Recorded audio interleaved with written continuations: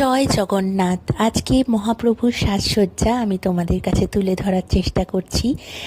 তো চলো, আমি নিয়েছি তাদের রাজবেশগুলো। এইবার তারপরে সুভদ্রা দিদিকে প্রথম রেডি করছি। সুভদ্রা দিদির লাল টুকটুকে একটা ড্রেস পরেছে, আর তারপরে কোলে তুলে নিয়েছি বলরাম দাদাকে।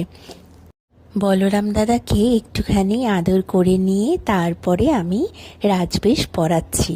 প্রথমে ওড়নাটা দিয়ে দিয়েছি, তারপরে দেখো এই সবুজ রঙের ড্রেসটা কি ভালোই না লাগছে আমার বলরাম দাদাকে। দেখো তো কেমন লাগছে পুরোটা রেডি করে।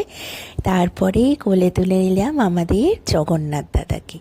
জগন্নাথ মহাপ্রভু আমাদের, তাকেও একটুখানি আদর করে নিয়ে তারপরে তার এই হলুদ রঙের ড্রেসটা পরাবো। প্রথমে ওড়নাটা পরিয়ে দিলাম। এই যে তিন ভাই বোনের যে সুন্দর পোশাক, এটাকে ওখানে পুরীতে বলে না রাজবেশ। রাজবেশ আমরা পুরী থেকেই কিনে এনেছিলাম, আর আমাদের মহাপ্রভুকেও কিন্তু পুরী থেকেই আমরা নিয়ে এসেছিলাম। আগের বছরও আমি আর পুপুর বুদ্ধিতেই আমরা ও বাড়িতে রেখে এসেছিলাম, কারণ যেহেতু মম মাসি হয় তাই জন্য মাসির বাড়ি যাচ্ছে আজকে জগন্নাথ আমাদের।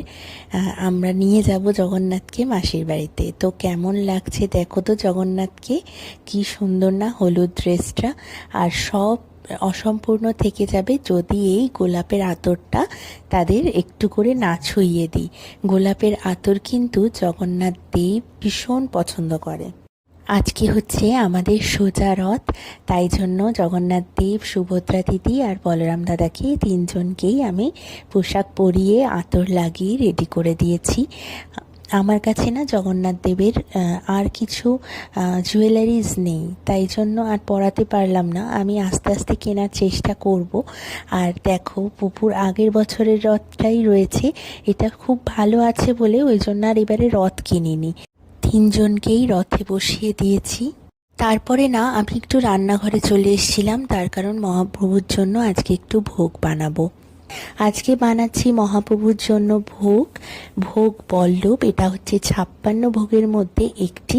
তো ইচ্ছা হলো যে এইবার আমি মহাপ্রভুকে একটু ভোগ নিবেদন করব, তাই জন্য আমি বল্লভ ভোগটাই বানাচ্ছি। সমস্ত